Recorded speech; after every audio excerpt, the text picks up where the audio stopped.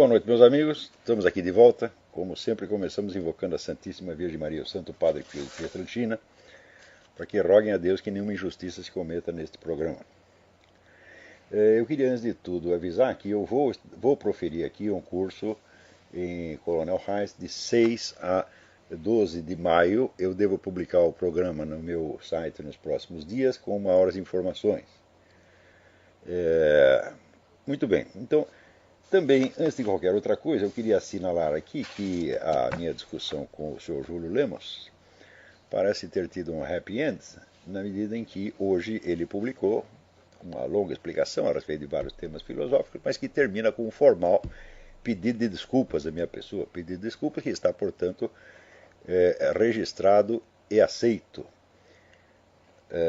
Diz ele aqui: em nenhum momento acusei o Olavo de Carvalho, de ser uma cigarra mágica. Ao contrário de muita gente, conheço até as apostilas que o professor Olavo escreveu e reconheço-lhes o valor. O que há ali? Metafísica, epistemologia, teoria do conhecimento, lógica. Tudo escrito com seriedade. Fica registrado meu pedido de desculpas pelo que alguns consideraram uma indireta. Então, muito bem. Alguns consideram não. Júlio, vamos falar o português certo. Claro que foi uma indireta, se você se refere, né? Vamos dizer, classifica entre as cigarras mágicas, aqueles que, entre aspas, investiam conspirações no seio do Foro de São Paulo, fecha aspas. É evidente que você está se referindo à minha pessoa. Por quê? Porque não há nenhum outro autor de livros de filosofia no Brasil que tenha investigado o Foro de São Paulo e sido tão acusado de teórico da conspiração por isto. Também havia uma segunda alusão. Ele diz, aqueles que se autonomeiam filósofos. Ora, o termo autonomeado foi usado e abusado com relação à minha pessoa durante 10 anos, e a nenhuma outra. Né? Portanto, havia duas referências, não foram indiretas. Assim, o Júlio escreveu isso aqui, num momento de desatenção, deixou passar aquilo, tá certo? Talvez sem notar o quanto estava sendo ofensivo, e depois o que fez? Retirou a menção ao Foro de São Paulo de modo a dar à coisa, retroativamente, um ar de afirmação genérica. E depois diz, não, eu falei genericamente, alguém vestiu a carapuça porque quis. Não, a carapuça estava lá, meu filho, moldada exatamente na minha medida e nada de mais ninguém. Então, ele fez a ofensa e depois tentou retroativamente apagar. A coisa é feia, foi muito feio o que ele fez. As duas coisas foram muito feias. Mas depois botou a mão na cabeça e primeiro apagou. E agora pediu desculpa. Devia ter pedido desculpa em primeiro lugar. Fala, aqui, Olavo, não estou me referindo a você, desculpa a vergonha que eu passei, acabou o problema. Tá certo? O que me irritou foi justamente o fato de ter apagado a coisa retroativamente. Porque já tinha ficado no ar vários dias. Quer dizer, você espalha uma coisa, uma indireta venenosa contra um cara, deixa ela vários dias, depois você apaga metade dela para dar a impressão que você está falando genericamente. Então, a primeira providência que o Júlio tomou foi muito feia, pior do que eu fiz. Mas agora está pedindo desculpa, está tudo certo, Júlio. Não tenho nada contra você, podemos continuar discutindo assuntos. Agora sim, assuntos filosóficos. Por quê? Aviso, quer discutir filosofia comigo? Então não vem com sacanagem. Porque primeiro eu removo a sacanagem. Quer discussão filosófica? Muito bem, mas primeiro eu vou remover a sacanagem. É isso aí, que nem o seu Sidney Silveira. Primeiro espalha mentira a meu respeito e daí começa com grandes discussões filosóficas. Não, não aceito. Primeiro limpa a sujeira. Você vai entrar na minha casa, limpa o pé na porta. Daí discutimos qualquer coisa educadamente, sem problema nenhum. Olha, eu já tive 1000 discussões com um queridíssimo amigo meu, embaixador Meira Pena, vivo discordando do Meira Pena. Isso não é problema nenhum. Agora, a pessoa primeiro ofender e depois querer vestir na gente a camisa de força. Não, você responda polidamente. Isso não dá para fazer. Porque é o seguinte, a coisa que eu mais desprezo no mundo são indiretas. Eu, quando tenho que dizer que o sujeito é filho da puta, eu digo, você é um filho da puta, está aqui a foto da sua mãe no puteiro, tá certo? Está aqui o nome, CPF, RG do cafetão, registro na carteira, tá certo? De profissional do SECSU. Então está aqui. Então, é assim que eu falo, foi assim que minha mãe me ensinou, tá certo? A minha mãe sempre foi uma mulher de enorme coragem, tá certo? É uma mulherzinha de 1,20 m, mas até já se atracou com um ladrão na rua para defender a pessoa. Né? E saiu uma vez, tinha uns moleques lá, já adolescente, batendo um priminho meu, quebraram o nariz dele. A véia saiu na rua dando porrada em todo mundo. Né? Então, desde pequeno, eu aprendi com a dona Anice, tá certo? Essa pessoa admirável, maravilhosa, minha querida mãe. Né? Então, covardia não, indireta não, fofoca não. O que tem que falar, fala na cara e depois aguenta, porra. Sempre fui assim. Né? E esse negócio de indireta, se for genérico, pior ainda, porque às vezes é o genérico, assim, não tem nome de destinatário, mas tem o endereço certo. Isso é como nesse caso. Mas agora está limpo, Júlio, então podemos continuar discutindo seriamente. Aliás, nesse escrito que ele publicou hoje, ele mostra que ele concorda comigo em praticamente tudo. Tem só um ou dois pontos ali que tem uma divergência. Então, eu também queria assinalar aqui um artigo importante do Joel Pinheiro, publicado na Dicta, sob o título de Méritos e Deméritos da Filosofia Acadêmica no Brasil. Então, estou preparando um escrito analisando a questão com bastante cuidado. Mas só para informação preliminar dos interessados, né, ele diz assim, olha, o ensino de filosofia na USP até que não está ruim, eles ensinam a gente a ler os principais autores, ensinam análise de texto, etc, etc, e tudo isso é muito bem feitinho. Né? Agora, o problema é que não há espaço para discussões, então não se estimula a criatividade, a opinião pessoal, então não sai de lá nenhum filósofo. Bom, isso é verdade? Isso é metade da verdade. Por quê? Evidentemente, o que falta ali não é espaço para discussão. Porque se o sujeito não discute em classe, ele discute em assembleia estudantil, discute com os alunos no pátio, quer dizer, não é este o problema. Né? O que falta é o verdadeiro ensino da filosofia. Porque o que se transmite na USP e em todas as faculdades do Brasil que eu conheço, até onde eu conheço, parênteses, confesso que eu só acompanhei a produção intelectual da USP até uma certa data. Parei mais de 10 anos atrás, porque perdi interesse. Depois de tanta decepção, perdi interesse no acompanhamento. Então, o que eu posso falar pode estar até um pouco desatualizado. Mas, até o tempo em que os professores mais famosos ali eram o Gianotti, o Paulo Arantes, a Marina Chauí, né? depois que apareceu o Vladimir Safatli, que é um pouco pior do que todos eles, até esse ponto, isso foi só decepção. Só decepção. O próprio Paulo Arantes, no livro que se chama Um Departamento Francês de Ultramar, ele confessa que a USP jamais produziu um filósofo. Oh, meu Deus do céu, a USP está com quase 70 anos de idade, e não produziu filósofo nenhum. Eu digo, mas escuta, a Faculdade de Filosofia que não produz filósofo, produz o quê? Daí diz o Paulo Arantes, mas produziu excelentes historiadores da filosofia. Meu Deus, o que é isso? Excelente historiador da filosofia, para mim, é o Giovanni Reale, é o Frederick Copleston, é o Guthrie, né? Autor da História da Filosofia Grega, né? É o Edward Zeller. Esses são excelentes historiadores da filosofia. Cadê o equivalente deles no Brasil? Não tem nada, não tem uma história da filosofia decente publicada no Brasil, escrita por brasileiro. Quer dizer, tem algumas, tem a do Castro Neri, que é História do Pensamento Antigo e Medieval, que é uma maravilha, excelentemente escrita, muito bem documentada, mas isso é dos anos 40, não lembro nem se 40 ou 30. Então, olha, eu aqui aposto as minhas duas bolas do saco, eu só tenho duas e estão velhas, tá certo? Mas eu aposto as duas se alguém depois produzir um livro de história de filosofia no Brasil que pudesse obriar com o do Castro Neri. Né? Então, essa história, esse prêmio de consolação que o Paulo Arantes oferecia é completamente inexistente, isso é fraude. Não saiu nenhum filósofo e não saiu nenhum historiador da filosofia. Por quê? Porque não tem espaço para discussão. Diz o próprio Joel Pinheiro. Claro que se houvesse espaço para discussões, a gente falaria muita asneira. Quer dizer, o que falta ali não pode ser um espaço para dizer asneira, porque asneira nunca faltou na USP. É só vocês lerem os artigos que o senhor Janotti, Dona Chauí, seu Safato, ele publicam na Folha de São Paulo, no Estadão, e vocês vão ver o que é produção de asneira. Ora, se os professores podem espalhar tanta asneira pela mídia, por que será que os alunos não podem falar besteira lá dentro? Claro que pode, Joel. Então, outra coisa, a sua análise, ela peca pelo mesmo defeito do pensamento uspiano, que é aquela coisa assim de ou nós temos aqui o rigor do ensinamento escolar, ou então nós temos a livre opinião, o beletrismo, as cigarras mágicas, etc, etc. Ora, essa é uma dualidade que só existe na cabeça de uspiano, meu Deus do céu. Isso é uma bobagem, você só tem duas hipóteses, quer dizer, ou você se atém àquela análise de texto, aquela coisinha técnica, ou então você vai falar besteira, fala, meu Deus do céu, o universo inteiro da filosofia não cabe nem numa coisa nem na outra. Não é nem tecnicismo escolar, filológico, na verdade, e nem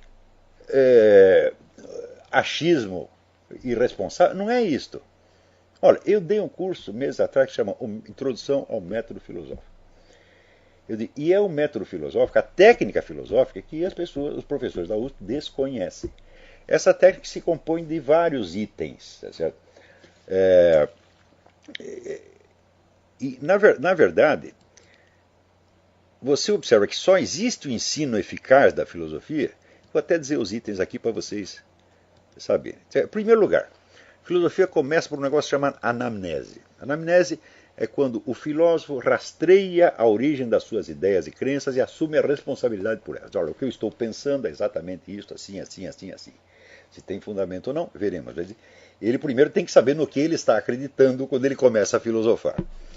Segundo, a meditação, pela qual ele busca transcender o círculo das suas ideias e crenças e permitir que a própria realidade se comunique com ele numa experiência cognitiva originária. É isso que Sócrates buscou, é isso que Edmundo Husserl buscou, é isso que todos os filósofos, é isso que René Descartes buscou. Quer dizer, eu tenho aqui X ideias, mas por baixo das ideias deve haver uma realidade. Então eu não quero mais ideias, eu quero a realidade. Terceiro, o exame dialético. Através do exame dialético, ele integra a experiência cognitiva dele na tradição filosófica, comparando as suas observações com a de outros filósofos antecedentes, discutindo com eles. Ele integra, através do exame dialético, ele integra a sua experiência cognitiva pessoal na tradição filosófica e esta naquela. Quarto, a pesquisa histórico-filológica pelo qual ele se aposta pela tradição. Quer dizer, ele tem que ler os livros de filosofia, ele tem que aprender a técnica de ler os livros de filosofia, de interpretar, de analisá-los, etc, etc. 5. A arte hermenêutica, pela qual ele vai tornando transparente para o exame dialético, tornando transparentes as sentenças do filósofo do passado. Quer dizer, ele vai agora uma interpretação em profundidade, não apenas interpretação de texto, mas a interpretação do peso filosófico das sentenças dos filósofos do passado. E todos os demais elementos da herança cultural que sejam necessários para a sua atividade filosófica. 6. O exame de consciência, pelo qual ele integra na sua personalidade total as aquisições da sua investigação filosófica. Porque não adianta nada o cara ter uma ideia filosófica brilhante num dia e no dia seguinte ele esquece e passa para outra coisa. Né? Nietzsche era um pouco assim, mas Nietzsche tem desculpa porque ele era sifilítico, era doente, maluco. Ele só tinha 2 horas de lucidez por dia. Então ele pensa, dá uma sacação genial agora, no dia seguinte ele esquecia falar uma coisa completamente diferente. Mas está desculpado. Mas, em geral, assim, você tem que integrar na sua consciência e na sua personalidade as conquistas da sua investigação filosófica. E 7, por fim, a técnica expressiva pelo qual ele torna a sua experiência cognitiva reprodutível por outras pessoas. Esses 7 elementos compõem a técnica filosófica.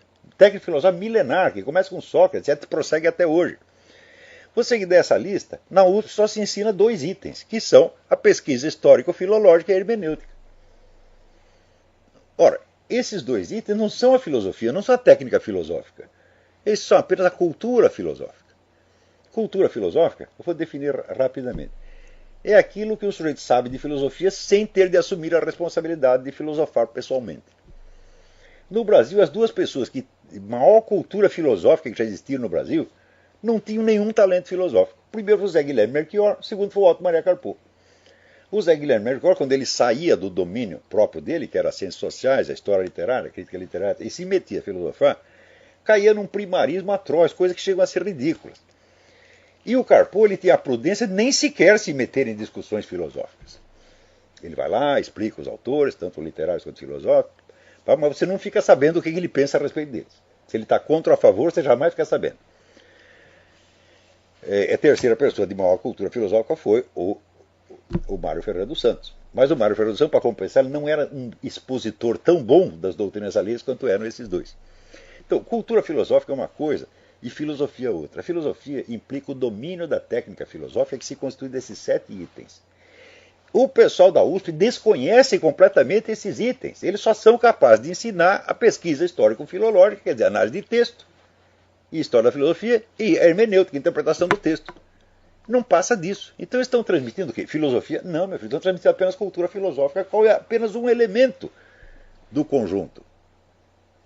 E para transmitir a técnica filosófica, como é que faz? Basta um professor de filosofia falar, não, não é possível isto. Só pode transmitir a técnica filosófica um filósofo de verdade que esteja no momento do ensino, lutando com as dificuldades internas da sua filosofia, e então ele vai expondo aquilo e mostrando aos alunos como se faz. Só existiu o grande ensino da filosofia onde houve um filósofo vivo e presente no momento mais forte da sua criação. Não é isso? Quer dizer, existem inúmeros depoimentos, tá certo, de alunos, de estudantes, sobre os grandes professores que tiveram. Os quais eram grandes professores porque eram também grandes filósofos. E estavam filosofando no momento da aula. Não é assim que vai pegar um conteúdo pronto que ele pegou num manual e explicar para os alunos. Não, ele está criando a sua filosofia naquele momento, diante dos alunos. Isso, você vê, por exemplo, Santo Alberto foi professor de Santo Tomás de Aquino, Hegel, né?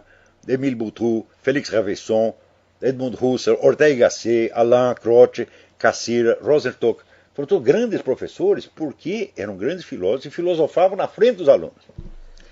Então, isto nunca houve na USP. Nunca houve um filósofo. Não, na USP não sai nenhum filósofo porque não entrou nenhum filósofo, porra.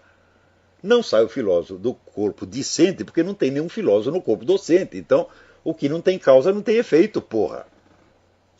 Só tem professor de filosofia. Quando apareceram filósofos de verdade, cortaram. Porque até o nosso aluno, brilhante aluno, Ronald Robson, ele conta o episódio do Willem Flusser, que era um exilado tcheco, um homem de grande gênio, que se apresentou lá para lecionar na USP, os caras não quiseram, porque ele não tinha diploma de filosofia. Então desprezaram o cara, botaram ele para lecionar na escola politécnica, onde ele estava que nem peixe fora d'água. Quer dizer, sacanearam o homem. Ele tinha feito uma tradução do Tractatus do Wittgenstein, foi lá levar para o Janotte, o Janotte, que também estava fazendo uma tradução, boicotou a do Flusser e publicou a dele, que é uma bela merda. Então, o Flusser, depois de tantas frustrações no Brasil, o que ele fez? Foi para a Alemanha e virou um dos filósofos de maior sucesso no meio universitário alemão. Ninguém perguntou se eu tenho diploma, cadê seu diploma? Não, cadê sua filosofia? O que ele pegou? Mostrou aqueles artigos que ele publicava no estado de São Paulo, e entre os quais a turma da USP empinava o narizinho. Porém, tem coisa pior que a USP fez. Em 1950, quando teve o concurso para provimento da cátedra de filosofia na USP, a primeira cátedra, apresentaram os vários candidatos: João Cruz Costa, Oswaldo de Andrade, Vicente Ferreira da Silva, Heraldo Barbuí, Luiz Washington Vita e Renato Cyril Tcherna, né? Bom, Tcherna e Barbuí são caras altamente qualificados do ponto de vista técnico. O Vicente, embora seja um filósofo vacilante, tenha mudado de orientação várias vezes, o Vicente era um gênio, para dizer o mínimo.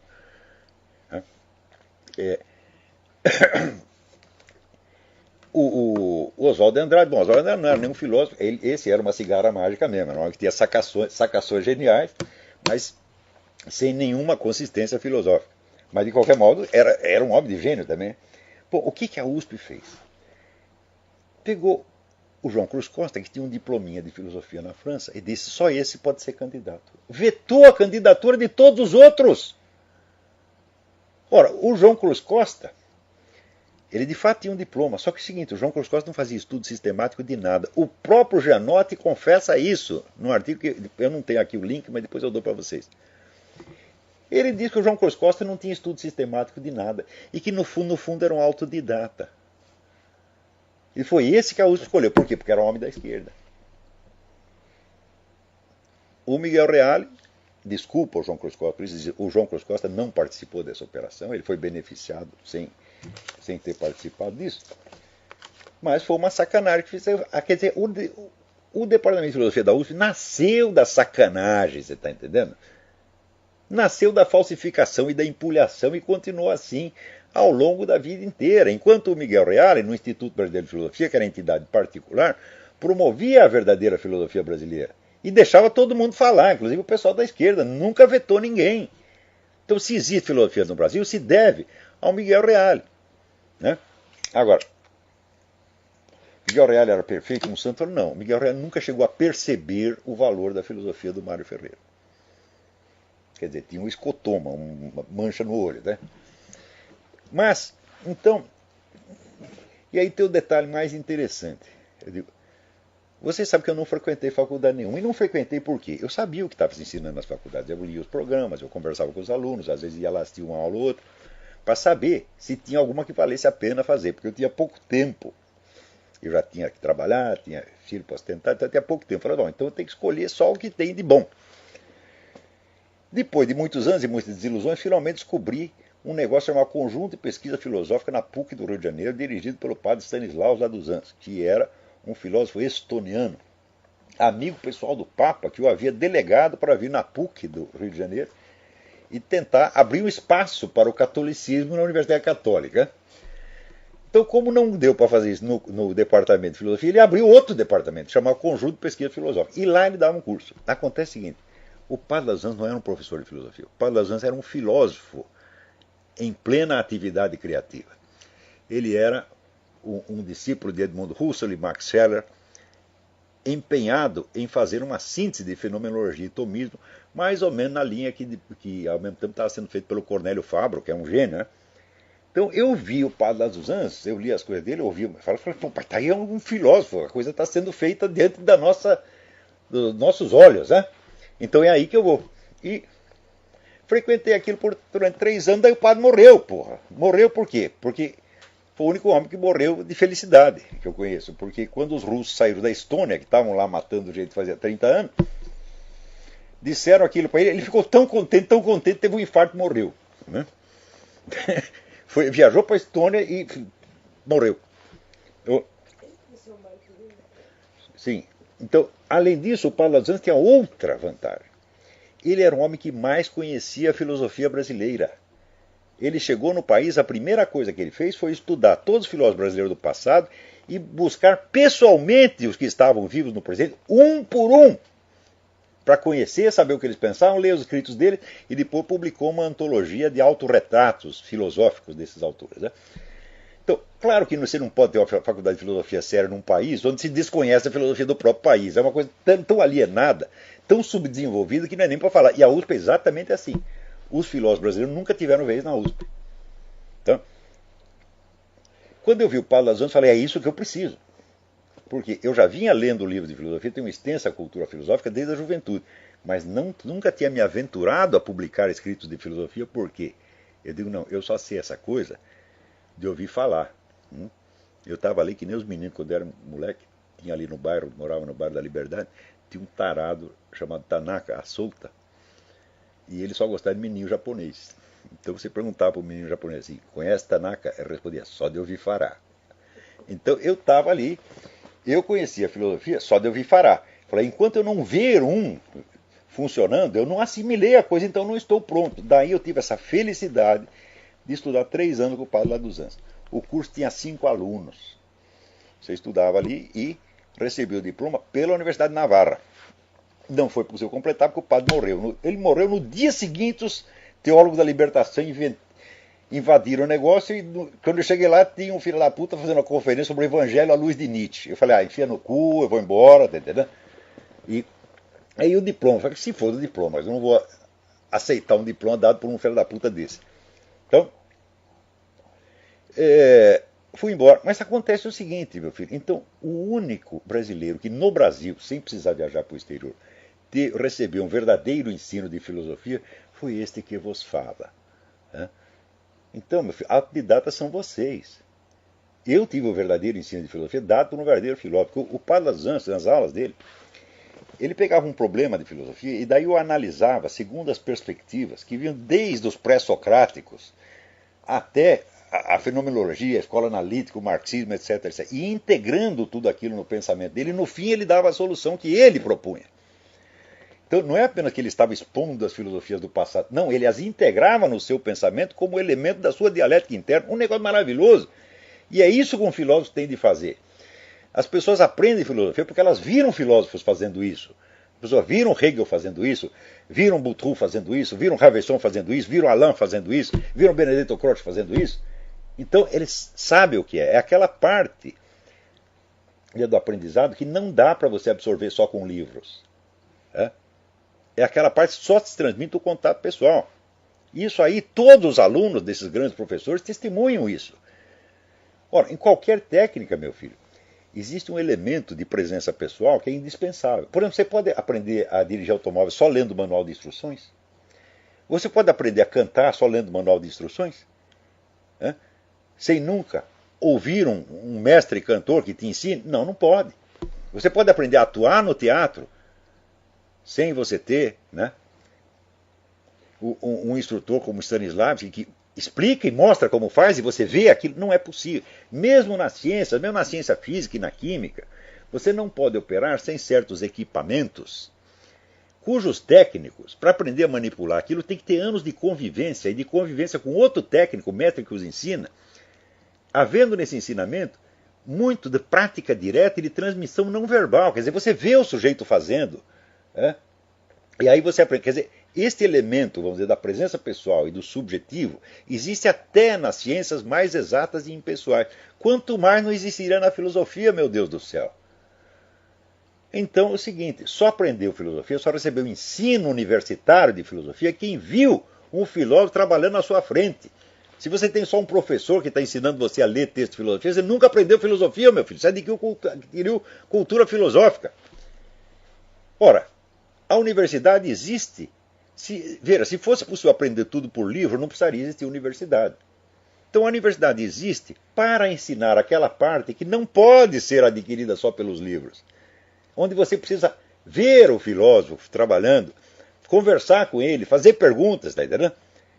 E assimilar, vamos dizer, aquele exemplo humano. E você quer saber? No Brasil, só quem tive isso fui eu. Então, só quem tem formação universitária no Brasil, exceto os que estudaram no exterior, fui eu. Não recebi o tal diploma que se foda, porra. Mas tive o ensino. E vocês na USP não tiveram. Vocês nunca viram um filósofo trabalhando. O próprio Joel Pinheiro, ele depois num comentário ao seu próprio artigo, ele disse, todos os filósofos que nós estudamos estão mortos. Eu digo, eu não, meu filho. É verdade, a obra escrita do Padre Laduzans, publicada, não dá ideia do que ele era. Talvez ainda haja manuscritos, até tem uma apostila inédita dele aqui. Né? Mas era um filósofo, não era um professor de filosofia. Filósofo criador, certo? Original, e que integrava no seu pensamento os filósofos do passado. Quer dizer, não é questão de você ensinar como Platão pensou, o que está nos escritos de Platão. Não é isso. É integrar o Platão dentro de um esforço dialético do presente. E isso só um filósofo verdadeiro faz. Como não tem filósofo verdadeiro na USP, não tem ensino da filosofia. Resultado, não pode sair de lá nenhum filósofo. E dar espaço para os garotos discutir besteira não vai resolver o problema, evidentemente. O que falta não é espaço para falar besteira. O que falta é um filósofo de verdade. Então, não existia um filósofo de verdade no Brasil? Existia o Mário Ferreira dos Santos, que foi o maior dos nossos filósofos, filósofo de envergadura mundial. A USP nunca se interessou em trazer. A USP o pessoal na USP não está nem qualificado para entender o que ele estava falando. Então é isso, você boicota os filósofos, sobra só os professores de filosofia, aí depois, mesmo que eles façam o serviço deles direitinho, eles são professores de filosofia que criam outros professores de filosofia. Filósofos jamais. Então é isso. O mal que você viu, Joel Pinheiro, existe, mas a solução que você está dando não funciona. O que falta não é espaço para discussão, o que falta é ensinar a técnica filosófica, coisa que só filósofo de verdade pode fazer. Voltando aqui às notícias da semana, esta semana, uma garota aqui de Michigan, Julia Ward, ganhou um processo, porque é o seguinte, ela está lá trabalhando no departamento de aconselhamento, e chega um sujeito dizendo, olha, eu estou com um problema na minha relação homossexual. A Júlia, que é uma pessoa cristã, ela falou, eu não posso orientar você quanto a uma relação homossexual. Então você tem que procurar outro, aqui nesse mesmo departamento. Você vai na sala vizinha, procura outro conselheiro, fala com ele. Daí a universidade a demitiu. Ela processou a universidade e ganhou. É assim que se faz. Tá certo? Então, olha, a covardia é má conselheira. Você tem que lutar, porque sem lutar você não vai vencer. Outra coisa, esta semana, vocês sabem que o Obama tinha baixado aí uma regra que todas as entidades assistenciais tinham que fornecer pílulas abortivas e camisinha, essa coisa toda. Né? O cardeal Dolan simplesmente botou o pinto na mesa e disse, nós não vamos obedecer. O pessoal católico tudo começou a gritar. O que aconteceu? O Obama já estava afinando. Falou, não, vamos negociar. Blá, blá, blá. É assim que se faz, porra. Agora, se você, em vez de agir como homem, tu fica com choradeira, o outro não só se impõe a você, mas ele perde o respeito.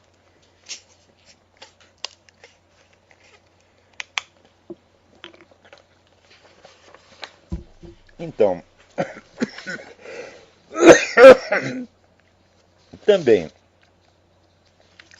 olha, aqui sai um negócio muito interessante. Aqui uma psicóloga que se chama Bronnie Ware, ela trabalha assistindo pessoas que estão no leito de morte. E ela, ao longo dos anos, foi anotando quais são os arrependimentos mais comuns das pessoas. Se perguntar assim, do que você se arrepende na vida? Ela anotou 5 pontos. Ela disse: primeiro, eu gostaria de ter tido a coragem de viver uma vida verdadeira, não a vida que os outros queriam de mim. Segundo, eu desejaria não ter trabalhado tanto. Terceiro, eu gostaria de ter tido a coragem de expressar os meus sentimentos. 4, eu desejaria ter estado mais em contato com os meus amigos. E 5, eu desejaria ter me permitido ser mais feliz. Note bem, esses 5 arrependimentos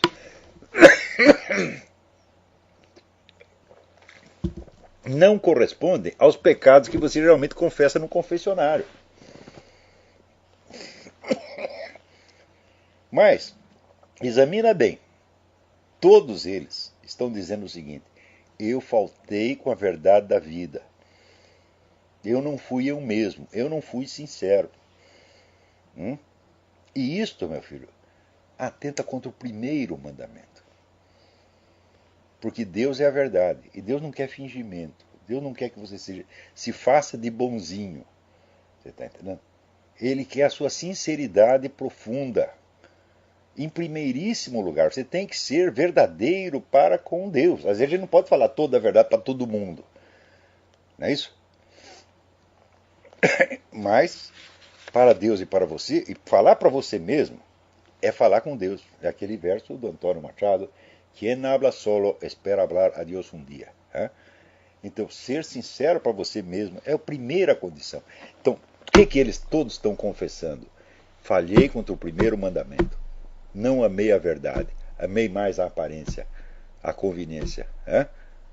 Então, vocês, meus filhos, quando vocês... Às vezes tem gente que me critica, dizendo: não, ele tem um temperamento estourado. Então, isso é besteira. Fez fazer análise psicológica de botequim, porra. Estourado do caralho. Eu sou o sujeito mais calmo, mais paciente do mundo. Quem me conhece sabe disso. Né? Agora, eu falo o que tem de falar, porra.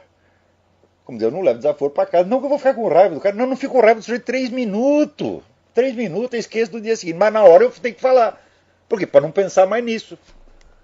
Né? O cara disse: tá lá conspirando, teoria da conspiração. Teoria da conspiração, caralho. Vai se fuder. Pronto, acabou. Não penso mais nisso. Agora, vou me fazer de bonzinho, para depois ficar me roendo por dentro, para depois chegar no leito de morte: eu desejaria ter falado a verdade para não ficar engolindo sapo. Para quê? Veja, esse depoimento dela é de uma importância extraordinária. Né? E os pecados que eles cometeram, os outros pecados convencionais, eles já confessaram, já foram confessionários, já confessaram. Mas tem um que eles nunca tinham confessado, confessam no leito de morte. Faltei com a verdade da vida. E isto é violar o primeiro mandamento. É o mais grave de todos. Né? Agora, aqui o senhor Fernando Henrique Cardoso publica aqui um artigo dizendo: nas últimas semanas apareceram alguns artigos da mídia que ressaltam o silêncio das oposições como um risco para a democracia. É inegável que está havendo uma despolitização da sociedade, não só no Brasil, mas em geral. Isso é falta total do senso das proporções. É só você ver a luta política que você tem aqui nos Estados Unidos.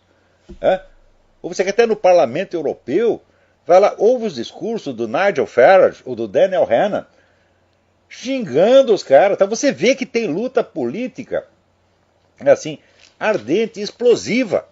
Agora no Brasil não tem. Então não é a mesma coisa. Ô, senhor Fernando Henrique, o senhor não é sociólogo, não é cientista social, o senhor não tem o senso das proporções. Você vê aqui o que a oposição fala do Obama, as coisas horríveis que eles falam do Obama. Você vê a luta briga de foice no escuro dentro do Partido Republicano para saber quem vai ser o candidato.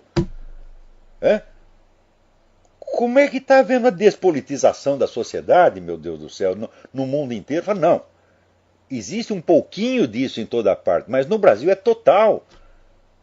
Quer dizer, a esquerda imperou, eliminou todos os seus concorrentes, calou a oposição ao ponto de que já não é possível nenhuma oposição. A oposição não tem sequer uma linguagem, já não pode nem começar a falar. Quando começa a falar, já tem que copiar todo o vocabulário do adversário, porque não tem um próprio. Seu diagnóstico está 100% errado, seu Fernando Henrique. Mas também, coitado, estudando na USP, pô. Que a gente, não tem culpa dele, é? Tem alguém na linha aí. Alô, quem é? Aqui, a revista Foreign Policy faz uma avaliação nas universidades e diz, olha, e a USP? A USP é boa para atletas que foram reprovados em Harvard. Quer dizer, você é um cara fortão, joga basquete, etc, etc, não tem cabeça para ir para Harvard. Ah, tu vai para a USP. Tá vendo o que é a USP? Alô? Quem é? Não é ninguém. Então, diga agora o cálice para sempre. Já se calou para sempre. Então, aqui. A Ioane Sanches, a blogueira cubana, diz que está decepcionada com a Dilma. Falou, ô dona, a senhora não lê jornal brasileiro, não? A senhora não sabe o que está acontecendo no Brasil? Não sabe que esse pessoal é tudo parente do Fidel Castro, porra? Que pedir asilo político pro Brasil, sair de culpa pro Brasil. Pô, isso aí é sair correndo do Satanás e pedir socorro ao Beelzebub, pô. A senhora não sabe disso? Mas quanta ingenuidade, meu Deus do céu. Peraí, alô, tem alguém na linha? Alô? Sim, quem é? Quem vos fala é Paulo, da Itália. Paulo, tudo bem? Tudo bem, grande mestre? Diga. Olha, eu não tenho problema nenhum de ser chamado de Olavete, viu? É um grande prazer. Mas até o Meira Pena, que é um homem de quase 100 anos de idade, o grande escritor brasileiro Meira Pena, ele diz, eu sou uma Olavete. É que nem o John Kennedy em Berlim, Ich bin ein Berliner. Ele diz, Ich bin ein Olavete. Tá certo. Falando em Fernando Henrique, ele corre o risco de pertencer ao grupo da Comissão da Verdade, viu? Oh, mas que maravilha, hein? E falando um pouquinho de religião, mestre, a Igreja Universal lançou o seu cartão de crédito, da bandeira Visa. Cartão de crédito? Os dízimos também poderão ser pagos no crediário em nome de Jesus. Agora ninguém segura mais os pastores. Mas que maravilha!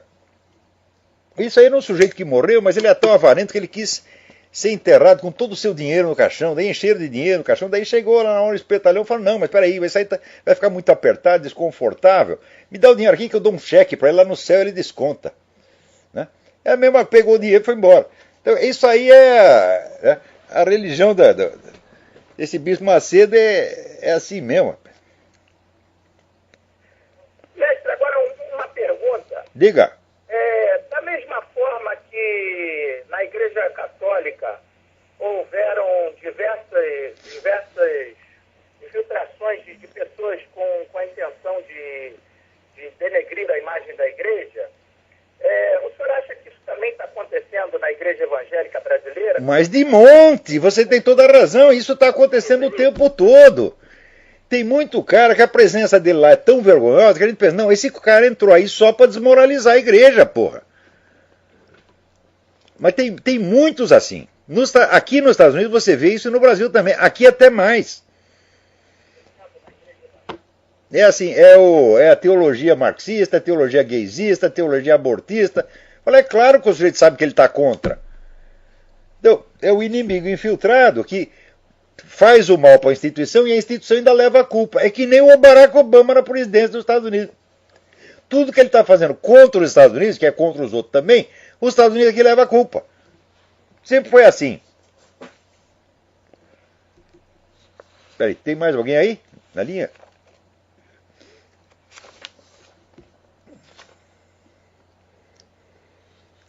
Já que não tem... Peraí, tem alguém aí? Alô, quem é?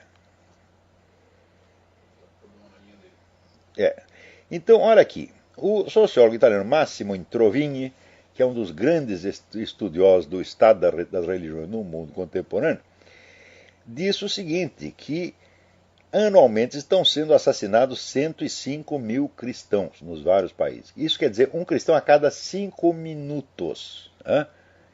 E nos países onde eles não estão sendo assassinados, porque na Europa e nos Estados Unidos não fica bem assassinar, eles são boicotados. Eles são perseguidos nos seus empregos, eles são preteridos para todas as vagas, eles não têm espaço na grande mídia, e vai boicotando e cortando espaço. Então, onde você não tem o genocídio físico, você tem o genocídio cultural. Agora, tem gente que você conta isso e ele diz, isso é teoria da conspiração. A teoria da conspiração é o cu da sua mãe, rapaz. Quer dizer, você não sabe discernir um fato quando está na sua cara, porra. Né? Agora, você vê, outro dia, o Barack Obama está aí puxando o saco dessa fraternidade islâmica que está tomando o poder em tudo quanto é lugar. O que a fraternidade islâmica fez no Egito? Tomou o poder no Egito e já proibiu os americanos de sair do país, prendeu todo mundo. Né? E está lá também matando cristão a rodo. E o Barack Obama está achando lindo. Enquanto isso, é uma juíza da Suprema Corte, a tal da Ruth Ginsburg. Vê como é o negócio. A mulher é de origem judaica. Mas chega lá no Egito para puxar o saco da fraternidade islâmica e ainda diz... Veja, ela se tornou juiz da Suprema Corte jurando defender a Constituição americana. Chegou lá, ela falou, não, a Constituição americana não é tão boa assim, vocês deviam copiar a da Suíça ou do Canadá. Quer dizer, vai num país inimigo para falar mal da Constituição do seu próprio país, essa vagabunda puxa saco de radical islâmico. É isso que eu estou falando, porra.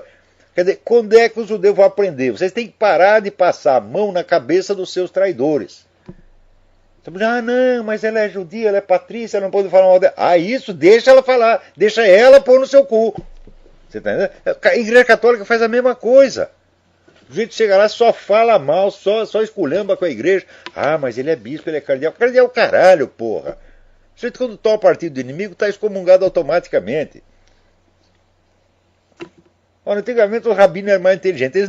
Eles não excomungaram Spinoza. Quando você lê o Tratado Teológico Político do Spinoza, você fica horrorizado com o que ele fala da religião. Horrorizado.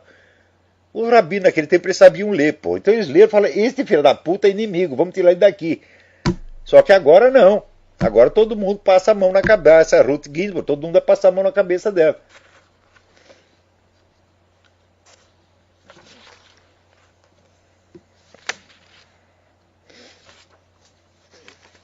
Então,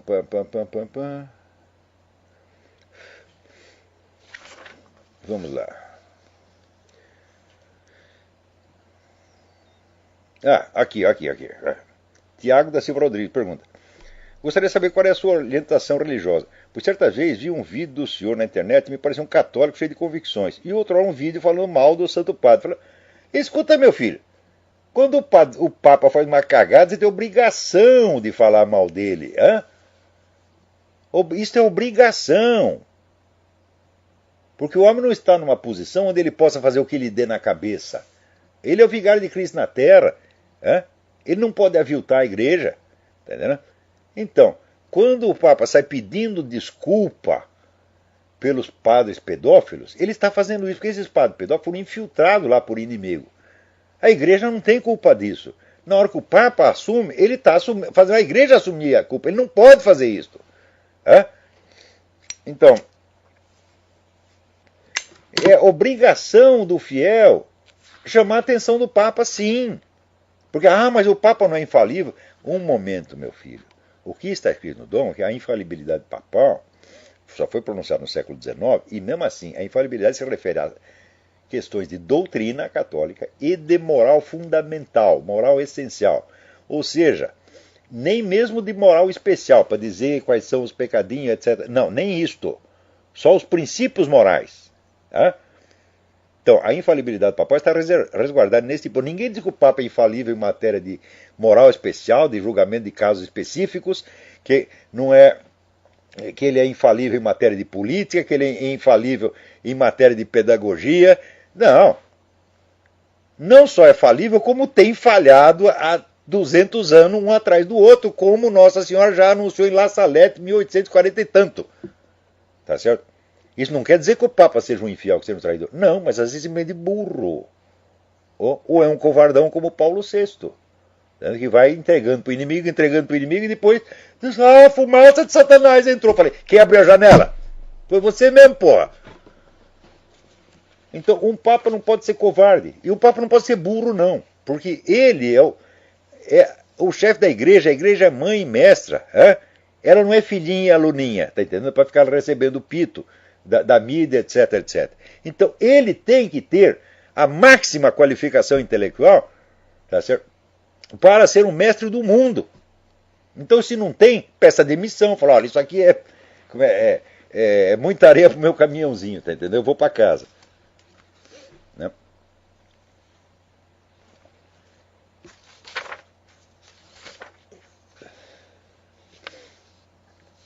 Então, aqui saiu um vídeo que se chama The Third Jihad. É um médico muçulmano que vive nos Estados Unidos e ele investiga toda esta infiltração de pessoal radical islâmico nos altos postos do governo, nas universidades, etc, etc, e denuncia essa gente toda. O cara é tão muçulmano quanto eles, ou mais. Só que é o seguinte, é um homem honesto e sabe somar 2 mais 2. Tá, né?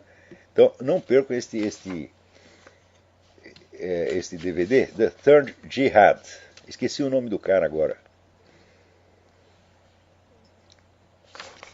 Agora, na Venezuela passaram uma nova lei de terrorismo que qualifica todo mundo de terrorista, exceto a turma das Farc e a turma do próprio Hugo Chávez. Isso é uma maravilha. Pois eles não prenderam o Alejandro Penclusa dizendo que ele é terrorista? Aqui também. Você começa a falar do fim... Aqui você começa a falar do fim do mundo e começa a guardar comida em casa, né? Eu nunca entendi por que guardar comida para o fim do mundo. O mundo vai acabar, não vou comer mais, pô. Né? Vou comer depois do fim do mundo. Mas tem cara que faz isso aqui. Esses caras são considerados terroristas, são uns caras inocentes, meu Deus do céu. Eles só estão querendo comer a comidinha no fim do mundo. O que tem de errado? É impossível, mas não é errado. Peraí, tem alguém na linha aí. Alô? Sim. Olá, tá ouvindo?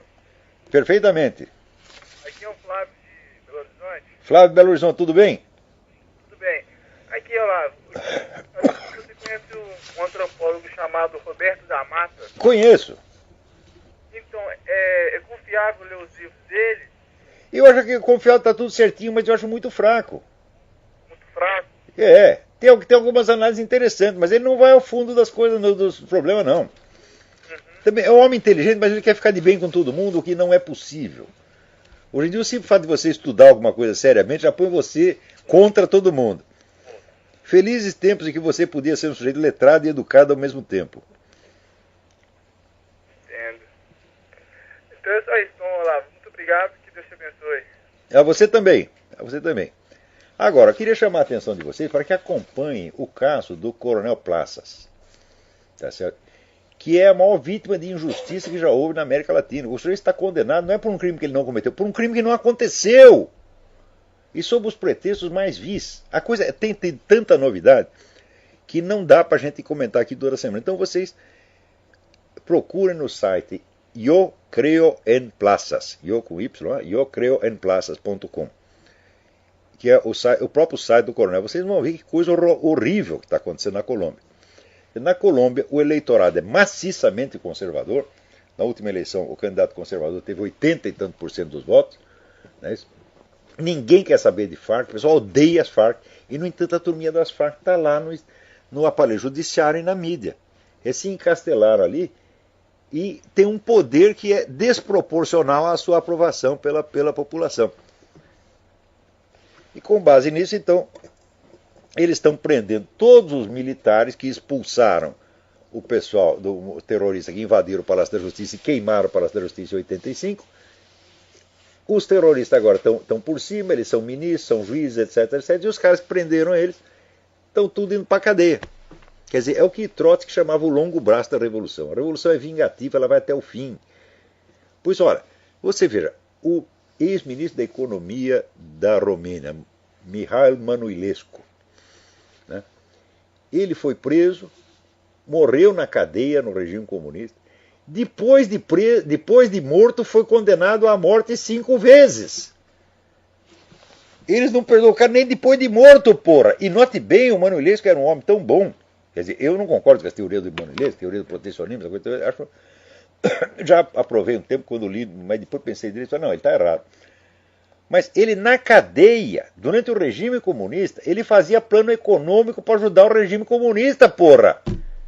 Quer dizer, o cara na cadeia querendo salvar o país estava indo pra merda. Né? E esse cara, eles condenaram à morte depois de morto. Então, os milicos que acham, não, isso vai passar, não vai acontecer. Não vai passar, não, vocês não sabem como é que isso funciona. Aliás, o desconhecimento, a ignorância do movimento comunista no nosso meio militar é uma coisa monstruosa. Monstruosa. Eles acham que comunista é apenas uma ideologia, uma crença, etc. Você fala, eles não sabem como é que isso funciona. Meu filho. Puta, eu estudo essa porra faz mais de 40 anos, na verdade. Né? E quanto mais eu estudo, eu mais vejo que é um negócio monstruoso e que não vai acabar. Isso só vai acabar, meu filho, se houver uma campanha mundial de denúncia, né, que mostre à população inteira como esses caras são odiosos e horríveis, como são psicopatas, como são gente perigosa, gente indigna de qualquer confiança. Então tem que estigmatizar o comunismo, o socialismo, essa coisa, como se estigmatizou o nazismo, porque eles mataram muito mais gente do que o nazismo, começaram a matar antes, ensinaram os nazistas, financiaram os nazistas e depois se fizeram de vítima dos nazistas. Eram piores do que os nazistas, na verdade. É? Bom, então. Agora essa porra dessa comissão da verdade, isso é um bando de mentiroso, quem é que não sabe, porra? Quer saber a verdade? Então vai ver o que esses exilados brasileiros faziam em Cuba. Quantos deles trabalharam para o serviço secreto de Cuba, se tornando então cúmplices do genocídio que se fazia em Cuba. E depois veio se fazer de coitadinho no Brasil, porque no Brasil foram presos e foram mortos 400 terroristas. Ora, porra. Então, peraí, tem mais gente na linha aí. Alô, quem é? Alô? Alô, sim. Alô, Olavo, Guilherme de Belo Horizonte, tudo bem? Guilherme, tudo bem? Beleza. Eu sou seu ouvinte assíduo aí há muito tempo, leitor também. Sou formado em História pelo FMG, né? Então eu sou formado em Marxismo, né, naturalmente. Isso. Porque lá é só isso que ensina. E aí, mas eu desde então estudo filosofia autonomamente, leio muito Eric Wegelin, René Girard, e vejo algumas aproximações entre esses filósofos, mas nunca te ouvi comentar nada a respeito de Paul Ricoeur, que é um filósofo que eu já vi muitas semelhanças entre várias coisas que você disse, sobretudo assim, as críticas ao código cartesiano, contra a mentalidade revolucionária, etc. Assim, o senhor conhece, tem alguma coisa contra? Sim, o Paul Ricoeur tem obras importantíssimas sobre essa coisa da hermenêutica, dos símbolos, etc, etc. Mas eu não tenho uma posição, eu sempre fico um pouco ambíguo com relação ao Paul Ricoeur. Eu reconheço a importância dele, mas não está entre as minhas admirações. Também não é alguém que eu deteste, mas é uma obra que merece muita atenção. Todo esse pessoal da hermenêutica, às vezes é um pouco vacilante, sabe? Às vezes por querer afagar um pouco os dois lados. Umas certas fraquezas umas fraquezas que vão dizer que não impugnam, não invalidam a obra dele, mas fazem a gente perder um pouco o entusiasmo, tá entendendo? Entendi. Esse é o mesmo problema que do Roberto da Mata que estava me falando. Não, eu gosto do Roberto da Mata, mas ele é muito humorista, então a gente perde o embalo, tá entendendo? Eu acho que assim, tem autor marxista que eu aprecio muito, por exemplo. O grande adversário dele, né, é melhor ficar com o Ricoeur, né? Pois é. Mas eu prefiro um cara que você sabe o que ele pensa, né? E que trabalha seriamente. Por exemplo, o Georg Lucas. Você tem uma certa admiração por Georg Lucas, embora você saiba que é um filho da puta mesmo. Né? Sim. Mas a gente fica sabendo o que ele pensa. Né? Agora o Ricoeur às vezes desliza para um lado, desliza para o outro, ele não.